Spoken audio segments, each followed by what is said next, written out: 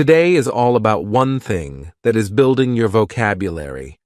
I am going to teach you a lot of different words, mostly advanced words, to help you be more precise so that you can say exactly what you want to say. I've taken some of my very best vocabulary lessons and put them right here in this video. So if you are interested in building your vocabulary, I recommend that you subscribe, turn on notifications so that you'll learn about future lessons, like future vocabulary lessons, and I can become your teacher. My name is Frank, and Really Bookish English is all about trying to help you reach your fluency goals. But before we begin, I have a very quick announcement.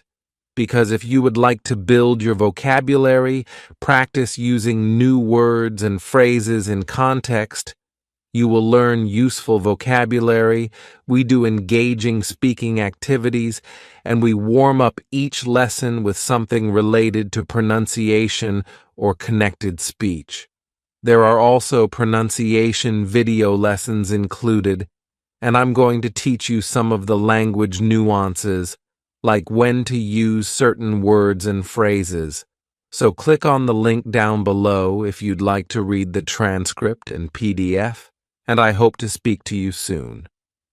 Now let's start this vocabulary marathon, and I am sure that you are going to learn some new words and phrases. Would you like to sound smarter when you're speaking in English? Of course you do. So that's why today I'm going to tell you 10 different adjectives to help you sound smarter.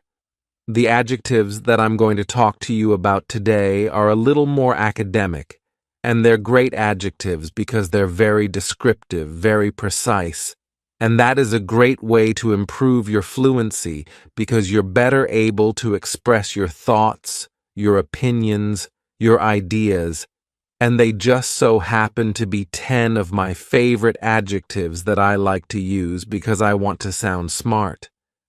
I'm going to give you the pronunciation of these adjectives, tell you what they mean, and how they're commonly used. So let's begin. The first word is ubiquitous, and ubiquitous has 4 syllables. That first syllable is just like you're saying the letter U. Ubiquitous, and the stress is going to be on that second syllable. Ubiquitous, ubiquitous. Ubiquitous means existing or being everywhere. It is something that you see everywhere you go. It could be a shop, a store, and you find it all over the world. For example, you have companies that you see everywhere, like Starbucks, McDonald's.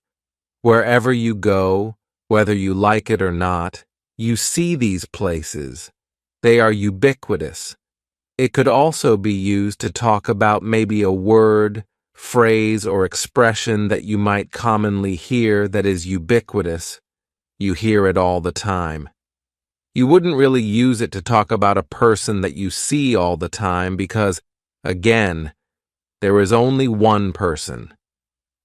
Ubiquitous is talking about something where there is a lot. It is a lot more than just one. It's everywhere. It's ubiquitous. Local coffee shops are ubiquitous in my hometown. The next word is cumbersome. The word cumbersome has 3 syllables, and the stress is on the first syllable, cumbersome, cumbersome. Something that is cumbersome is something that is difficult, something that is burdensome, and usually it's often talking about something that is physical, that is difficult to move or carry, maybe because it has an awkward shape, or maybe it's really heavy and it is cumbersome to move something from one place to another. It's not always used to talk about an object. It can be used to talk about a situation as well, something that is difficult, problematic.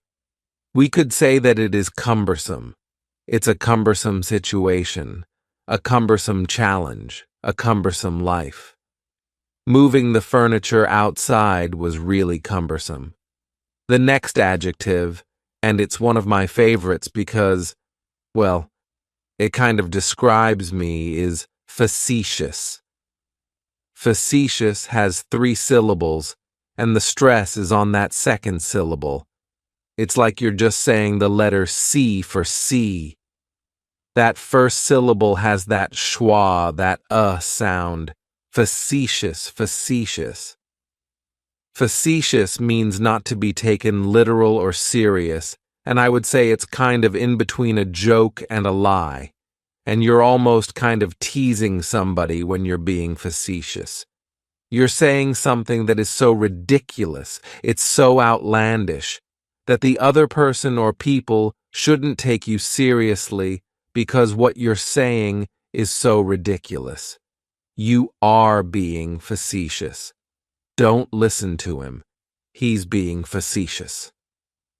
Next is arduous, and arduous has 3 syllables, and the stress is on the first syllable, arduous. Now, you don't hear that D sound that much. It's not very strong. It almost sounds a little like a J. Arduous, arduous. Something that is arduous is difficult because it requires a lot of exertion, a lot of thought, a lot of energy. And it's often used to describe something that you have to do, like a task, an arduous task, an arduous problem, an arduous chore. It requires a lot of exertion, and it's because of that, it's just really difficult.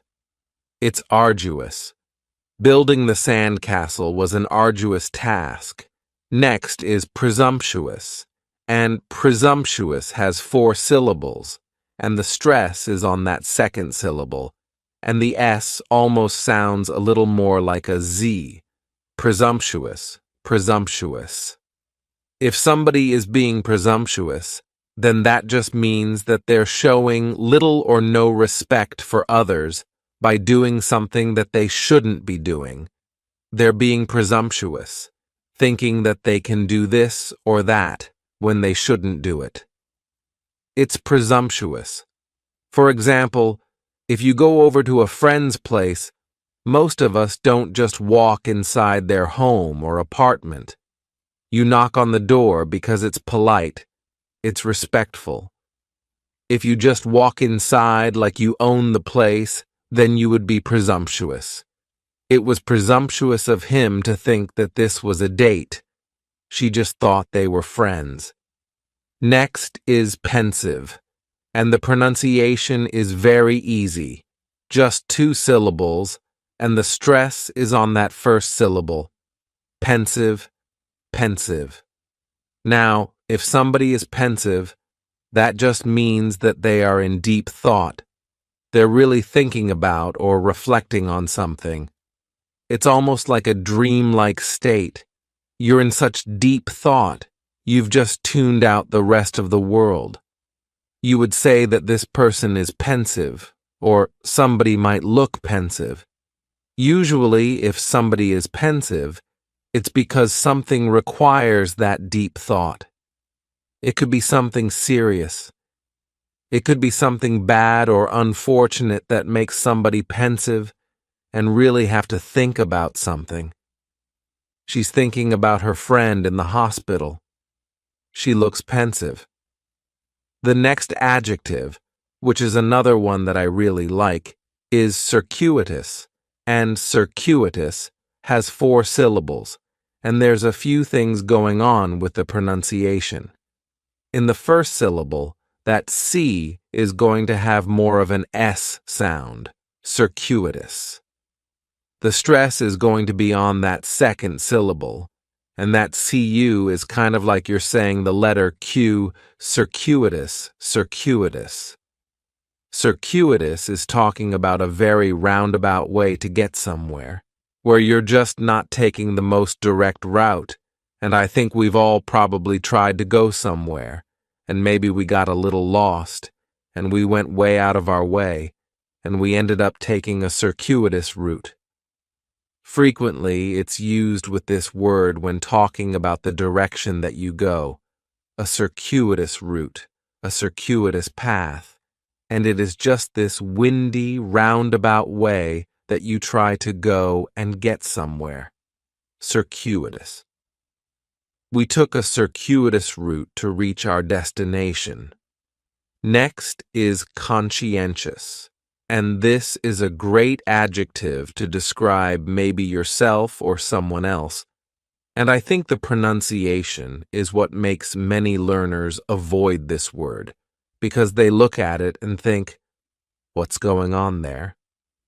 So, conscientious has 4 syllables, and the stress is on that third syllable. N. Conscientious, conscientious. That second syllable is what really confuses people, because that sigh almost sounds like you're saying she. Conscientious, conscientious. Someone who is conscientious just means that they have a moral responsibility to do their work carefully and also, treat others with respect and be fair to others. Someone who's conscientious is really able to put themselves in another person's shoes and really see how they feel and empathize with them. They are aware of their surroundings, and because of that, we would say they are conscientious. Great word. She's very conscientious of her health. The next word is meticulous, and this word has 4 syllables, and the stress is on that second syllable. Meticulous, meticulous. That first syllable also has that schwa, that A sound, that reduced vowel sound. Meticulous. This is another word that I like because I think it does describe me in many situations. If someone is meticulous, that means that they try to pay really close attention to the details. They're meticulous in their work. They're focused on the details, and they want to make sure every little thing is in order. Someone is meticulous. Usually, I think it is a good thing when you're talking about somebody's work that you want to pay close attention to the details so you don't miss anything and be very meticulous. He's meticulous with his designs. The final adjective that I have for you is convoluted. Convoluted also has 4 syllables, and the stress is on the first syllable, convoluted. That second syllable again has that schwa sound, that reduced vowel sound. Convoluted, convoluted. If something is convoluted, it means that it is extremely difficult to follow because things are connected and intertwined and mixed around in a way that's difficult to understand. That means that something is convoluted. It can be used to describe a story or an argument or maybe even a sentence that is hard to follow, and it doesn't make much sense. It's convoluted. The story was convoluted because there were so many different people involved. So, those are 10 super awesome adjectives that will help you sound smarter when you're having a conversation in English. It'll also help you be more descriptive when you're expressing your thoughts, your ideas, your opinions. So, please use those adjectives. Welcome to today's lesson, which is more of a vocabulary lesson because I'm going to talk to you about 10 amazing adjectives that you can use to sound more academic, more professional, and more competent when you're speaking English. These are not words that you're going to hear every day on the street. Instead, you're more likely to hear these adjectives in presentations, debates, or in-depth conversations that are a bit more serious because these are words that sound more professional, more convincing, and they give us a bit more authority when we're speaking about a topic. So, I'm going to tell you the adjective, show you how it's phonetically pronounced, give you the meaning, as well as a sentence so you can see how it's used in context. Are you ready? Let's begin.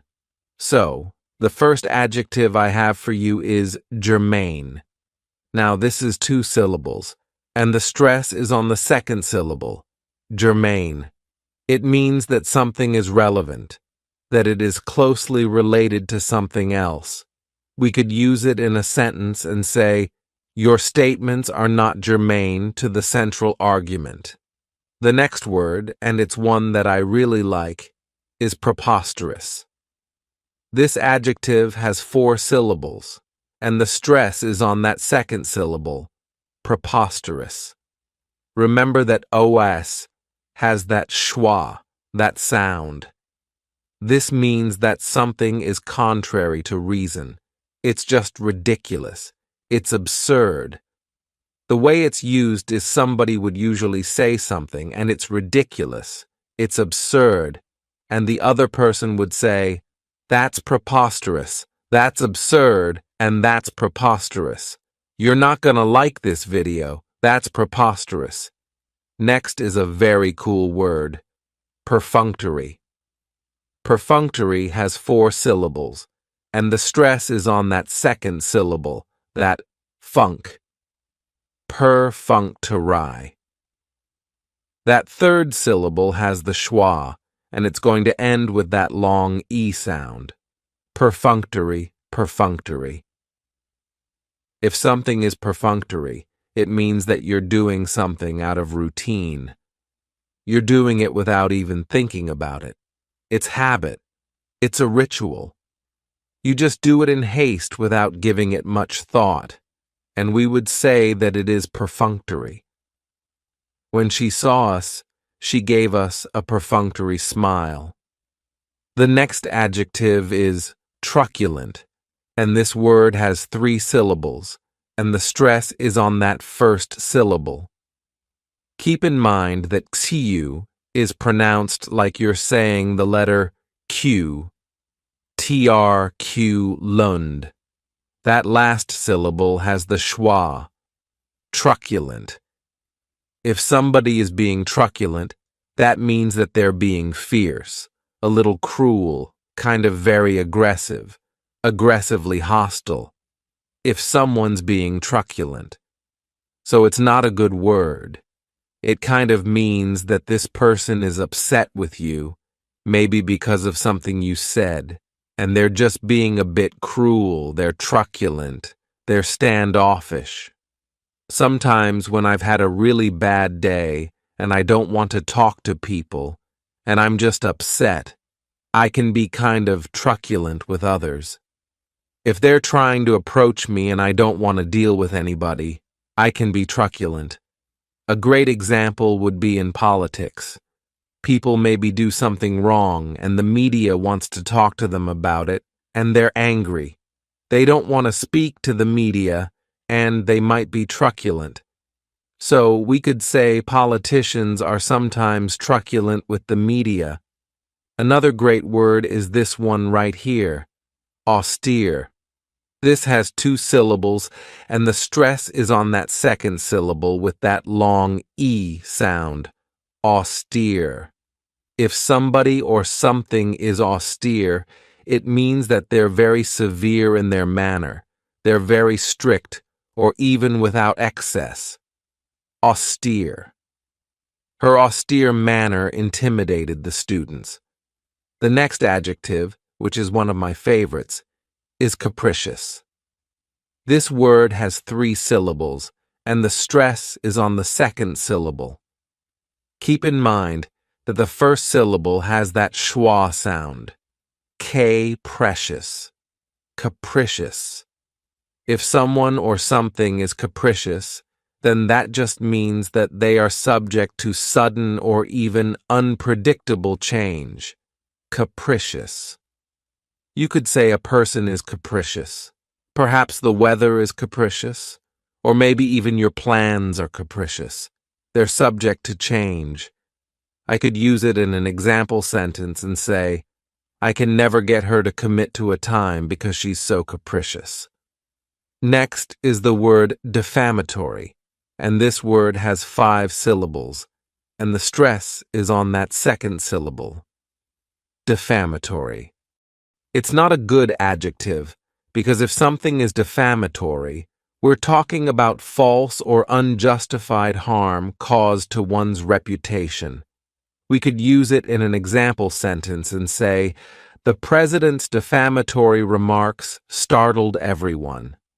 The next word, which is another one of my favorite adjectives, is esoteric. This word has 4 syllables, and the stress is on that third syllable, esoteric. When we describe something as esoteric, we're talking about something that's really understood by a small group of people because they have knowledge or interest in that thing. Usually, it's somebody that has direct experience with it, so we say that it is esoteric. For example, somebody could have esoteric knowledge about something.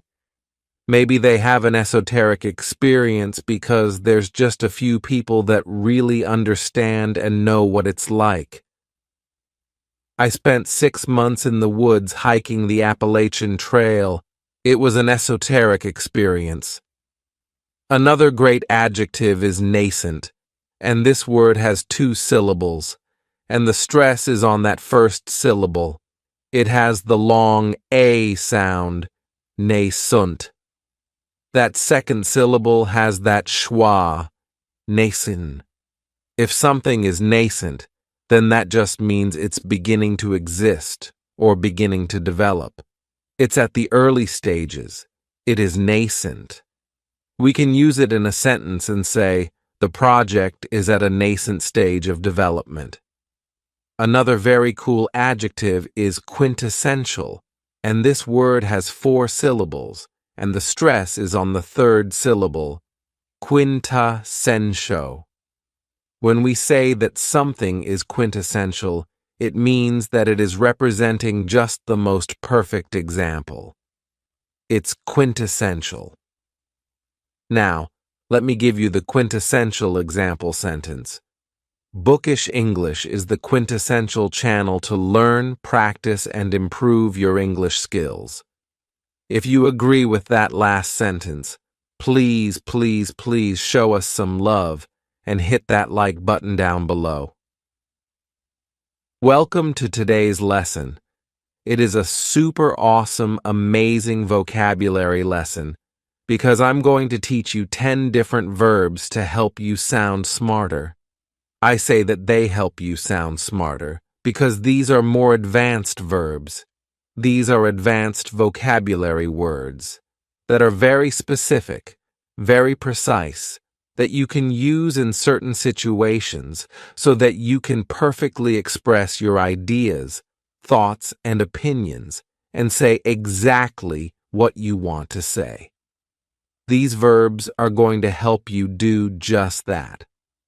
Now, I'm not only going to tell you the verb and the meaning, but I'm also going to give you the pronunciation as well as an example sentence so that you can see how these words are used in context. That's very important.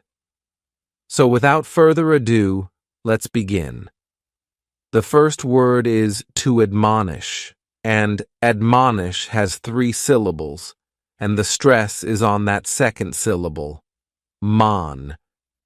Admonish, and this is a verb that we use with a direct object, to admonish someone, usually for doing something wrong, because what it means is to counsel or advise against something.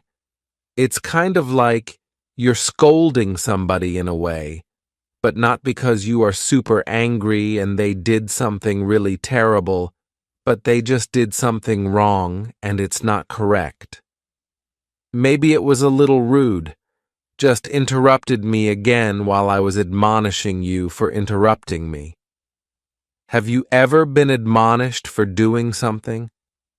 I definitely have been admonished for many things in my life.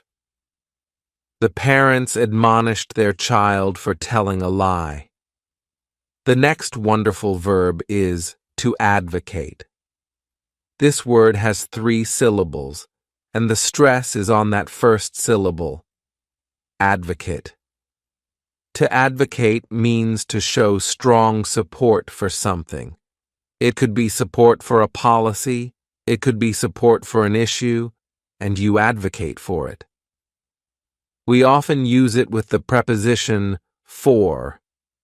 You advocate for something when you are really passionate about something. You really, really, really believe in it, and you want to advocate for this thing. The teachers advocated for better pay. The next verb is to bemoan, and this verb has 2 syllables, and the stress is on that second syllable. You may also notice that that word in that second syllable kind of shares a similar meaning to the verb to bemoan, which means you are basically expressing that you are upset, you are distressed about something. It's kind of like you're complaining, and you might bemoan a situation that you are in. You might bemoan someone's decision if you disagree with it and you don't like it.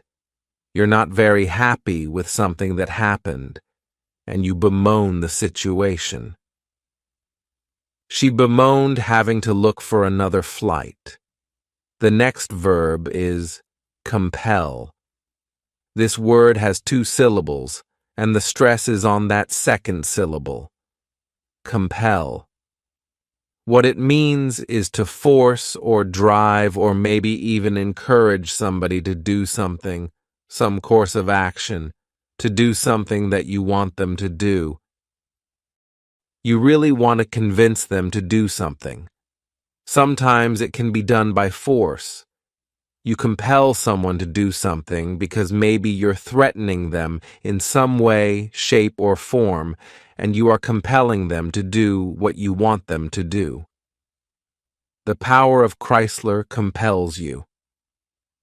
But you're really just trying to get somebody to do this thing, to compel someone to do something.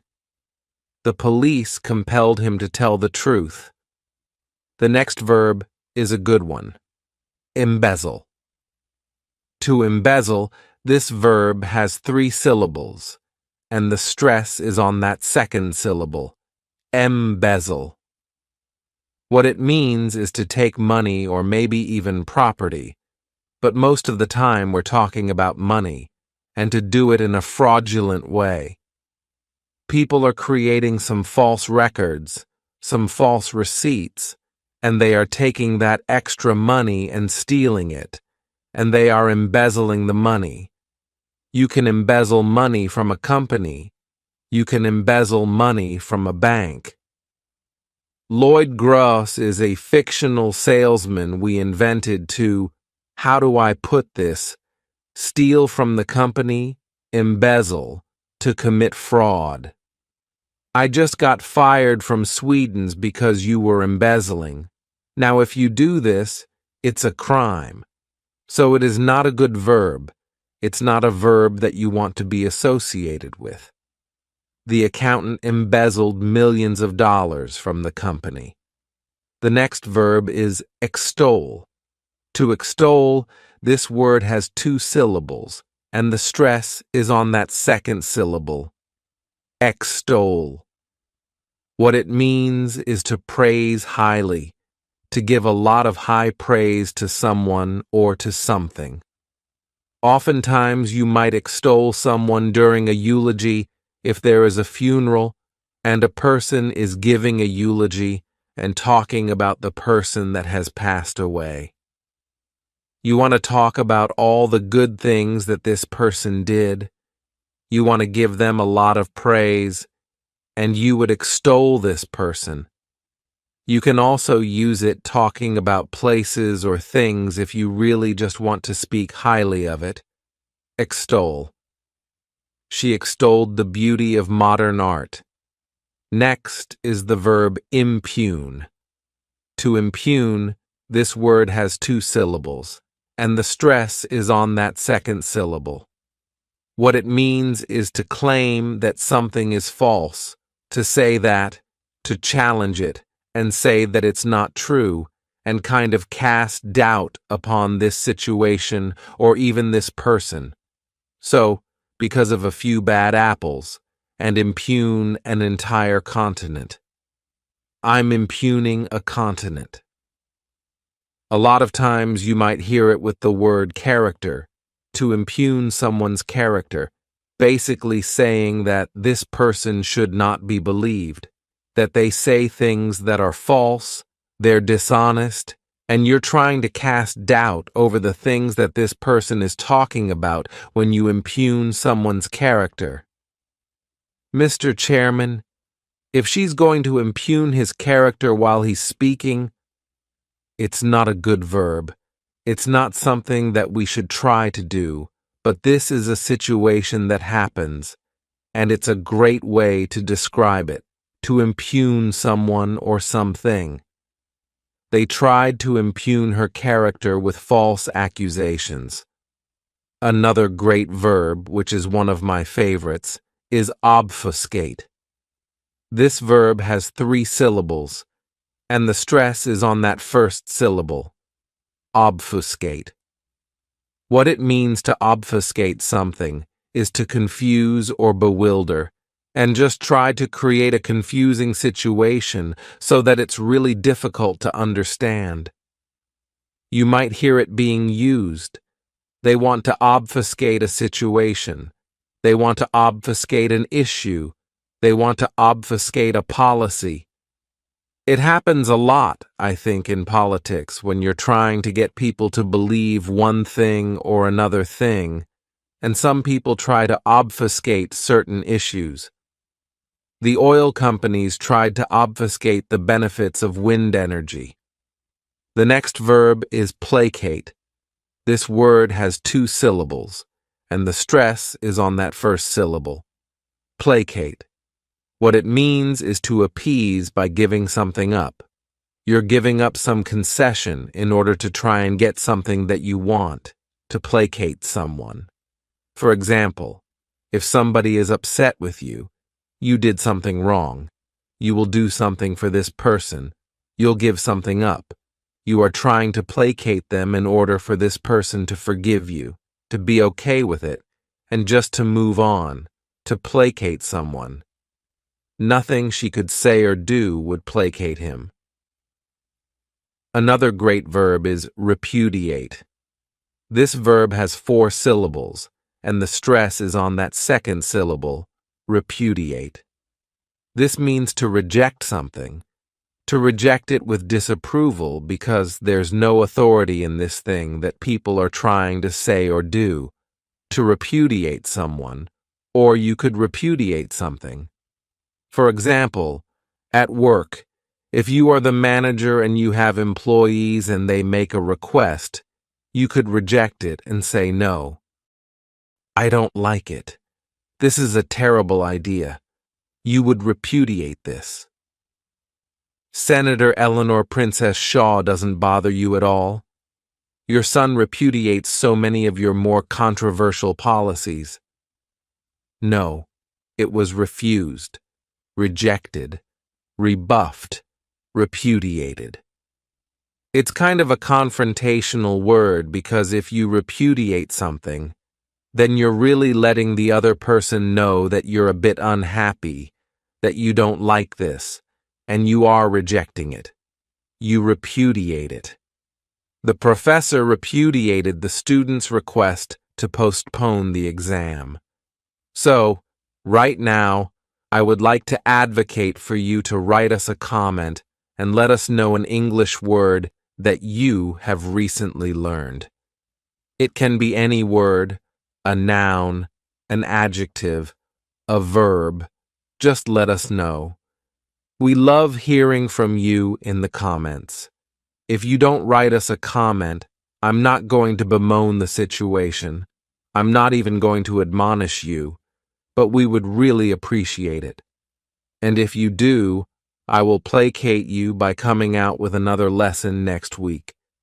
If you would like to sound smarter and be smarter, then this lesson is for you, because I'm going to tell you 10 nouns to help you do just that.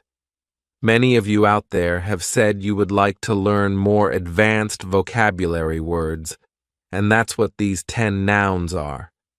They're not only going to help you sound smarter, but they're going to help you more accurately express your thoughts, opinions, and ideas. They also happen to be 10 of my favorite nouns.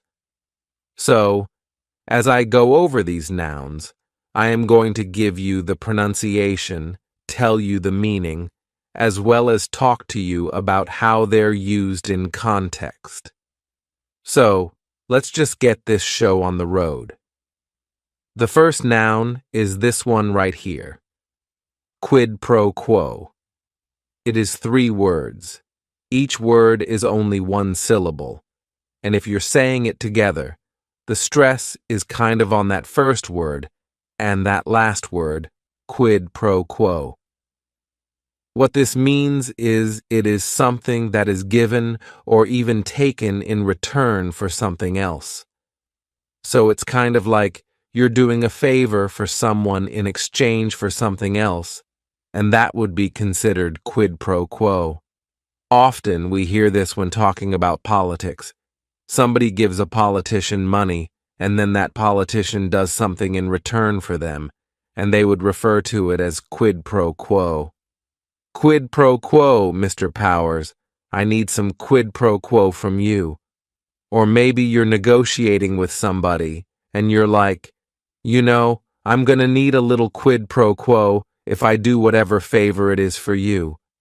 If you want us to donate to your campaign, we'll need some quid pro quo. The next noun, which is one of my favorites, is catch-22. This is 2 words. It's a compound noun. The word catch is just 1 syllable, and then 22 is 3 syllables, and the stress is on that final syllable, catch-22. The word comes from a famous book by Joseph Heller, which is titled Catch-22. The meaning of a catch-22, see if you can follow me, is it is a problem that cannot be solved because the solution to the problem is inherent in the problem itself. Now you may be thinking, what the heck are you talking about? It's often referred to situations where, again, you can't solve the problem because the solution is within the problem itself, and it's just like this circular loop. So, this is a great noun to describe this type of situation, and again, it's just like a standalone statement. When you are tough, they resent you, and when you are cool, they walk all over you. Catch-22. There's no unspoken thing. Well, it's a catch-22 because if you said it, then it would be spoken. Part of their parole is that they're required to have a job. It's a catch-22 of us. Not that many people are that excited to hire a felon. We don't really use this noun with any adjectives. It's just really that standalone statement, and you would describe something and say, it's a catch-22. Next is epitome, and this noun has 4 syllables, and the stress is on that second syllable, epitome. This is a word that when you see it, many times people may mispronounce it because the 3rd syllable has that schwa, and the last syllable is that long epit-o-me. What it means is a person or thing that is typical of a class or group as a whole, something that possesses to the highest degree what this whole group is all about. Therefore, we say that something is the epitome of something else, kind of giving an example, saying that this thing best represents this whole group. It's the epitome of something. Bookish English is the epitome of English teaching excellence. And if you agree with that statement, then go ahead and hit that like button down below. It's kind of like a quid pro quo. I teach you new nouns. You hit that like button. It's a fair exchange. Another great noun is dichotomy. This word has 4 syllables, and the stress is on that second syllable, dichotomy. That third syllable has that schwa, that sound, di-chot-o-my. What it means is the division or contrast between two things that are represented as being opposed or entirely different.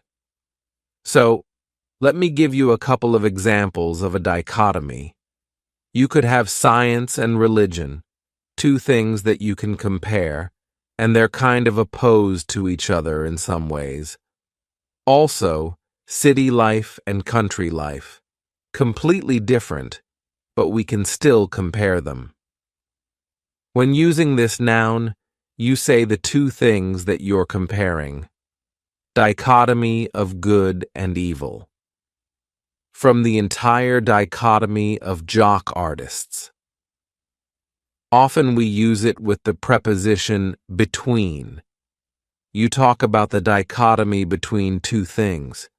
For example, we could say, we're studying the dichotomy between economic development and environmental protection.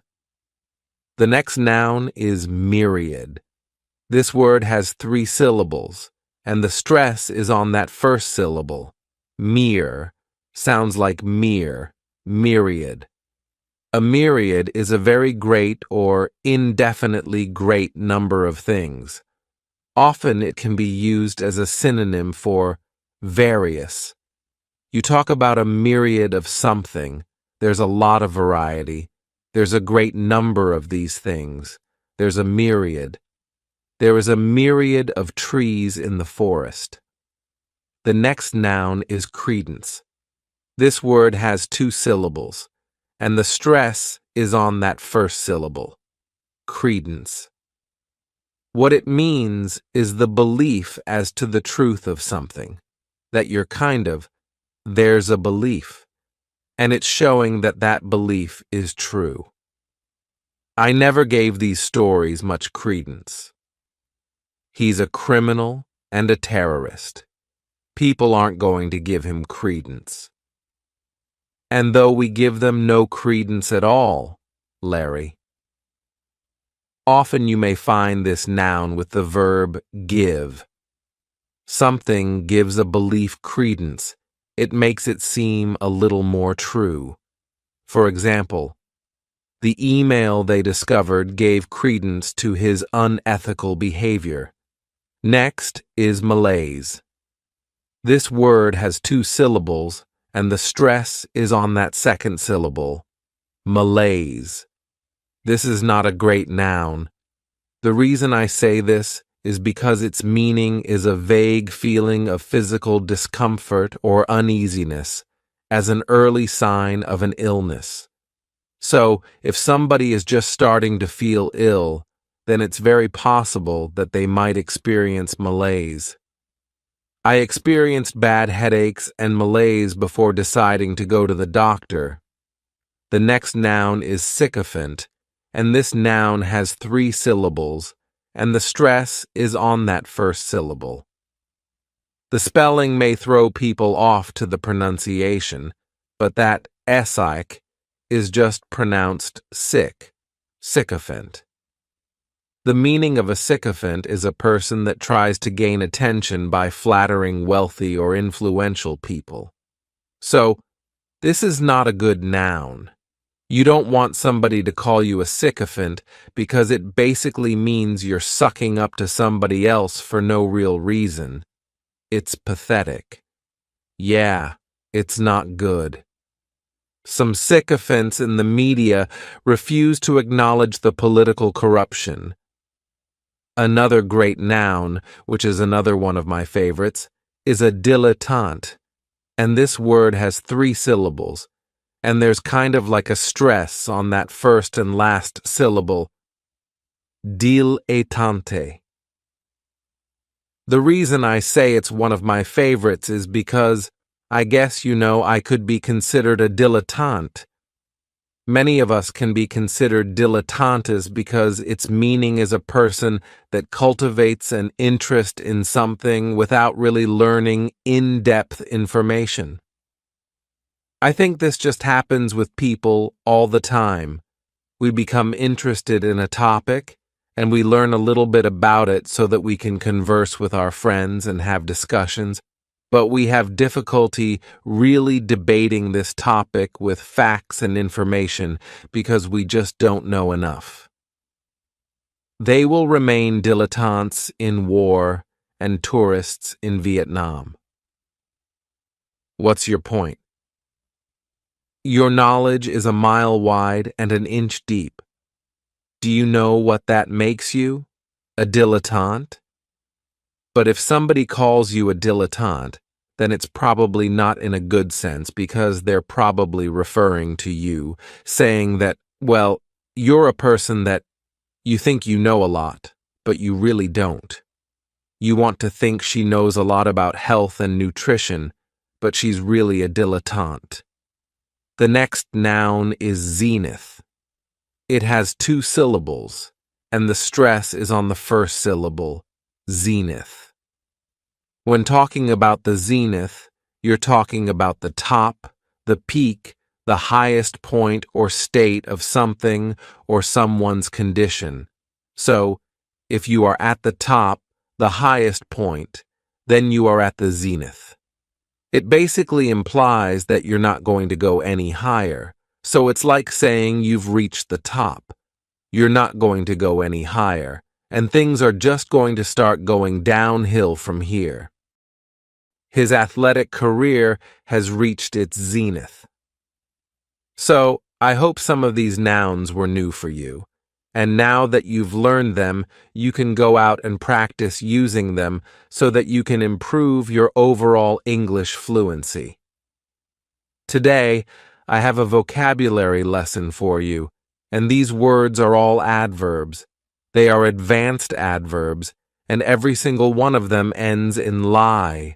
And these are great adverbs to know, because they're really going to help you accurately express your thoughts, opinions, and ideas. Throughout the lesson, I'm going to do a few things for you. I am going to show you the adverb. I will then tell you the correct pronunciation, I'll give you the meaning, and then I will also give you some example sentences so that you can see how the adverb is used in context. That is really useful because it's just going to reinforce the meaning. So, let's begin. The first adverb is annually. This word has 4 syllables, and the stress is on that first syllable. The second syllable, it's like you're just saying that letter U, and the third syllable has that schwa, annually. Annually. This adverb means that something is occurring once a year. Something happens once every year. It happens annually. The U.S. Marshals Service annually flies 155,000 prisoners around the country. Evidence suggests it sheds its skin annually. Extended annually, 12 million a year. It's also quite commonly used with numbers. For example, when you're talking about banking, and maybe you earn interest on the money that's in the bank, you will earn interest annually. We could also use it and say, everyone should file their taxes annually. The next word is reluctantly. This word has 4 syllables, and the stress is on that second syllable. That third syllable also has that schwa. Reluctantly. Reluctantly. What it means is that just unwillingness to do something, that you are not inclined to do this thing, reluctantly. I am asking for your help, but all he gives his loser son is grief and a place to live. Reluctantly, he gives that reluctantly. Each year we have to pay our taxes annually, But I think most of us reluctantly file our taxes. It's not something we want to do, but we have to do it, and many of us do it reluctantly. The employees reluctantly came into work over the weekend. Then we have unabashedly. This adverb has 5 syllables, and the stress is on that third syllable, that bash, unabashedly. That second syllable has that schwa, that sound, unabashedly. What it means is just that you are not apologetic. You are not embarrassed. You are very certain about your position. You do something unabashedly, or maybe you say something unabashedly. She unabashedly told her boss that she wanted a raise. Then we have an adverb that I like to use, and that is vaguely. It has 2 syllables, and the stress is on that first syllable. Vaguely. Vaguely means that something is not clearly expressed, or something is not clearly stated. Does smell vaguely poisonous. You are exposing me to information and ideas that seem vaguely familiar. If I were to reach our rendezvous on Titan with the time stone still attached to your vaguely irritating person, Kramer, remember that whole deal with you selling Peter and your stories for his book, and then he gave them back to you, vaguely. We often use it with the word remember. I vaguely remember. What do I vaguely remember? I vaguely remembered the example. I vaguely remember you telling me to pick this up at the grocery store. The next adverb is one of my favorites, fervently. It has 3 syllables, and the stress is on that first syllable, fervently. What it means is that you are just showing great enthusiasm, great intensity to do something. For example, right now I'm fervently trying to explain the meaning of these new adverbs. They fervently worked around the clock in order to finish the project on time. Next, we have diligently. This adverb has 4 syllables, and the stress is on that first syllable, diligently. It just means that you are working very hard to accomplish something. You are very focused on the task at hand. Often it's used with the verb work. We have been working diligently on this problem. The person shares your concerns and is working diligently to find a solution. Senator Gates had a series of mini-strokes a few months ago, but we are working diligently to get him through his final term. I'm sure all of you are working diligently to build your vocabulary and learn new words, which is why you're here. The police diligently collected evidence in order to find the criminal. Then we have another great adverb, which is vicariously. This adverb has 5 syllables, and the stress is on that second syllable, vicariously.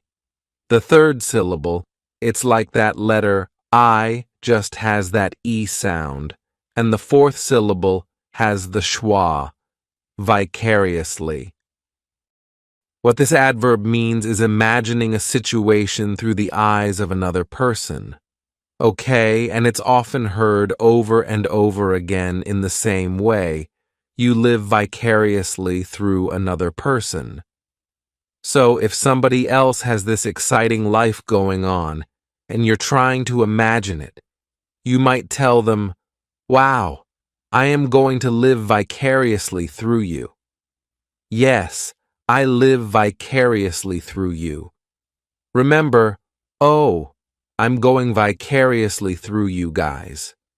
Can I marry, man? Uh-huh. I need to live vicariously through you. Just give up details. No, wow, I'm just going to live vicariously through you because you're doing all these cool and amazing things, and you're going to tell me about it and I will imagine it. She lived vicariously through her children. The next adverb is hastily. This word has 3 syllables, and the stress is on that first syllable, hastily. What it means is just excessive speed, that you are doing something quickly, rapidly, and with great urgency. Because you're working so fast, you're not going to be able to put the same amount of care into it that you normally would, which means that you might be more likely to make mistakes if you are working hastily. Yesterday's hastily passed, untested, pandering laws. Perhaps I spoke hastily. Oh, the last-minute gift hastily bought on the way to the party. Often, I think of a situation where you're running out of time, and that's a problem, so you have to work hastily in order to get it done. They hastily completed the final report in order to meet the deadline. Then we have another great adverb, utterly. This word has 3 syllables, and the stress is on that first syllable, utterly. It means completely, totally, absolutely. Those are all synonyms for utterly. He was brilliant, utterly, utterly brilliant. She's insane, utterly mad. Completely and utterly alone. I prefer to use utterly because I think it adds a nice little emphasis to the verb or the adjective that you're describing.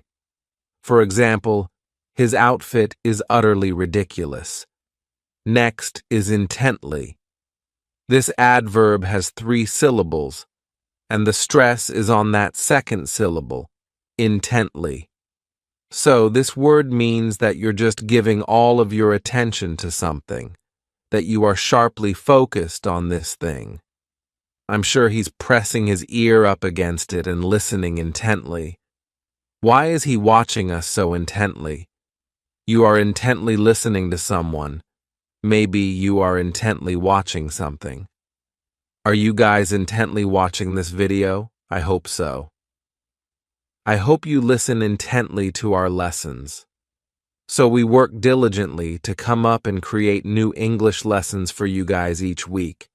And I completely and utterly hope that you find them useful and that they're easy to follow. So, if you were listening intently to this lesson, let me know in the comments. Tell me, and just write, I intently listened to this lesson. That way, I know that you were focused, you paid attention, and you understood all of these adverbs. Let me know in the comments. Thank you guys so much for watching. Don't forget to hit that like button. Actually, you can fervently hit that like button. Do it with some energy, some enthusiasm. I want to teach you 15 irregular verbs that I think will help you improve your overall English fluency. Now, these irregular verbs in particular are not as common as verbs like go or have, but they are very useful, especially in specific situations, which is why they are a bit more advanced. So, I'm going to give you the verb in 3 different forms: the present, the past, and the past participle. I will also tell you the meaning of the verb and then give you an example sentence so that you can see how it's used in context. The first verb that I have for you is arise, arose, arisen. That is the present, the past, and the past participle.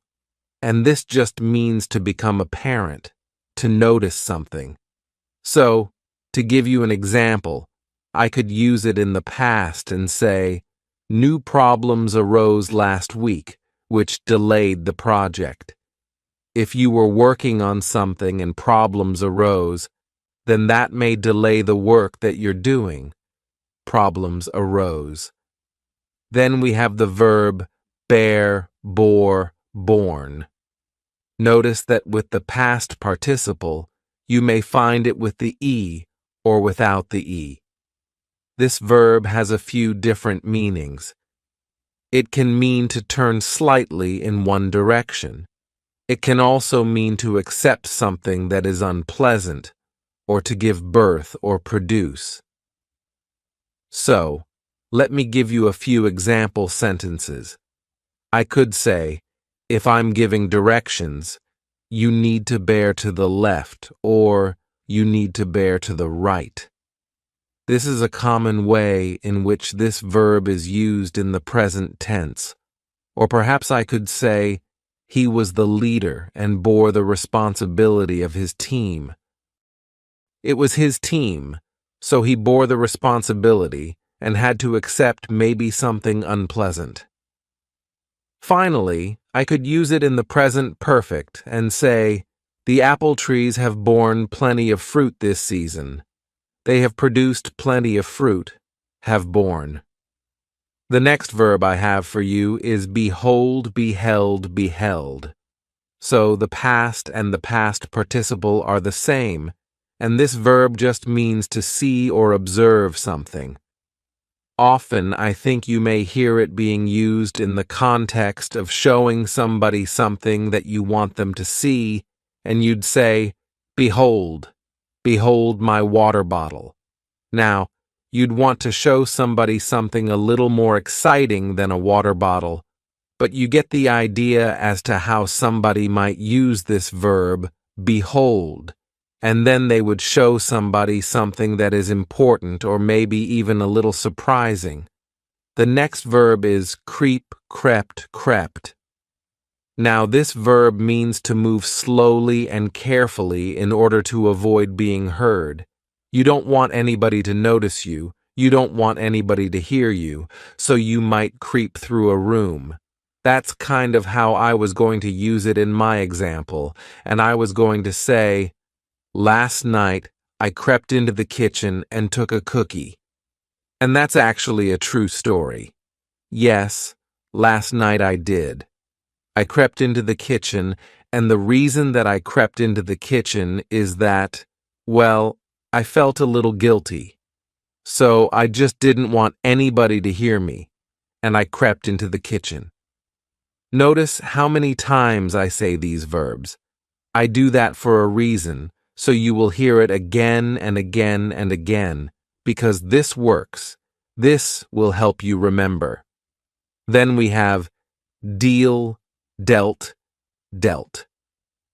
This verb has a couple of different meanings. It can mean to distribute cards, or that you have some kind of business in commercial trading and you are buying and selling things. I think most often you would use it in the context of a card game and playing cards, and somebody would deal the cards. So I can give you an example sentence in which you could actually use all three forms of this verb. I could say, she deals the cards in the present tense, or in the past. She dealt the cards. Or if I want to use the past participle, I could give you a sentence in the present perfect. She has dealt the cards. Then we have forsake, forsook, forsaken. This verb means to abandon or to give up. For example, I think of usually some kind of promise or commitment that was abandoned. People take vows, so somebody could say, he has forsaken his vows. He has abandoned his commitment, his promises. He has forsaken his vows. Now, the next two verbs cause a lot of confusion, and I hope to clear up some of that confusion right now. So let's just start with lie, lay, lain. This verb means to assume a resting position or to be kept in a specific state. That's where you are. So let me give you an example. I will use it in the past, and I'd say, well, I didn't feel well. I lay in bed all day. This happened in the past. I assumed that resting position in my bed, and I lay in bed. Don't confuse this with the other meaning of the verb, which is to say something that's not true, that is actually a regular verb and ends in ed. But still, this irregular verb, lie, lay, lain, is confused with another irregular verb, which is lay, laid, laid. This verb means to put something down or to prepare something. Lay, laid, laid. So, let me give you an example, and we'll start with putting something down. Again, I can use one sentence and use all three forms. For example, I could say, we lay the baby on the bed in the present tense, or in the past. We laid the baby on the bed, or using the past participle, we have laid the baby on the bed. We have put the baby down. Then, to give you an example with its other meaning, to prepare something, I think you may hear somebody say, we've already laid the groundwork for this project. Laid the groundwork. They have prepared for the start of this project. So, please don't confuse these verbs. Lie, which is to assume a resting position, lie in bed, or lay, which is to put something down. I'm gonna lay my head down on the pillow. Then we have mean, meant, meant, and this I think is actually a very common verb, but the meaning can be a little challenging. What this verb means is to intend, to refer to something. Often I think it's used when we're talking about questions. Well, what does this mean? I might ask students, well, what does this word mean? Or if I want to use it in the past and say, well, that is not what I was referring to, you may hear somebody say, well, no, that's not what I meant. That's not what I meant. I didn't want to refer to this thing. That's not what I meant. Then we have the verb overtake, overtook, overtaken. And this verb means to come from behind and move in front of. Often, I think you would hear this verb used in the context of driving because cars pass each other all the time, and you might want to overtake a car that is in front of you. I can give you an example and say, well, we overtook the bus because it was driving so slow. So we came from behind and went in front of the bus. We overtook the bus. Then we have the verb rise, rose, risen. This verb has a couple of different meanings. The first one is to move from a lower position to a higher position, and the next meaning is just to get up. So, let's start with the first meaning, and I'll give you an example. I could give you a simple sentence and use all three forms. I could say, well, the sun rises, or in the past, the sun rose, or using the past participle, the sun has risen. If I want to say, get up, I often think of the expression, rise and shine, and somebody would say, this just telling somebody else to get up. It's time to start your day. Rise and shine. Next is the verb swear, swore, sworn. And this verb means that you are making a promise to do something. Swear, swore, sworn. Let me give you another example in which you could use all three forms in this one sentence. I could say, he swears to tell the truth. Or in the past, he swore to tell the truth. Or he has sworn to tell the truth. Often, I think it's used in that context of you're making a promise in which you are going to tell the truth. I think it's also used as a question, and somebody would just ask, do you swear? Do you promise? Or they might say, Do you swear on something that is important? Which in that case, it's kind of an expression which means, well, you really have to be serious about this promise, to swear on something. Then we have shake, shook, shaken. And this verb means to move something up and down or from side to side, or even to tremble. I could use it and give you an example and just say, you know, when we met, we shook hands. I often think of this verb being used, talking about introductions and people shaking hands. To give you an example about trembling, I think, well, in that case, I think somebody is very cold. And not only that, but I think it would often be used in the continuous tense. So I could say, well, you know, last night was very cold, and I was shaking. I was shaking as I lay in bed. Next is weep, wept, wept. And this verb means just, well, to cry or to shed tears. Often, I think it would be used in a context that is a little more serious, a little more severe, in which you would say that you wept. You were crying a lot. For example, I could say that after the breakup, he wept for days. He was so sad, he wept for days.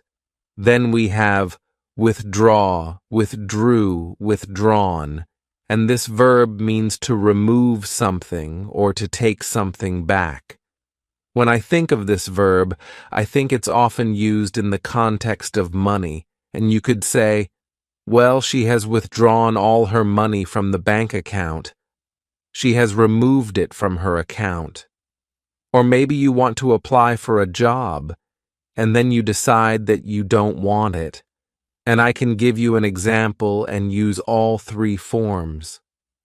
I withdraw my name from consideration, or I withdrew my name from consideration, or I have withdrawn my name from consideration. Wow, I'm impressed that you have made it all the way to the end. Congratulations. I'm sure that you have learned some new vocabulary, and I'm sure that a lot of that was also a review, and it's good to get that review. Try to listen for these words, or if you're reading, try to identify them, and also practice them if you're having a conversation. So, if you enjoyed the lesson, please hit that like button. As always, thank you so much for watching, and I will see you next time. So long.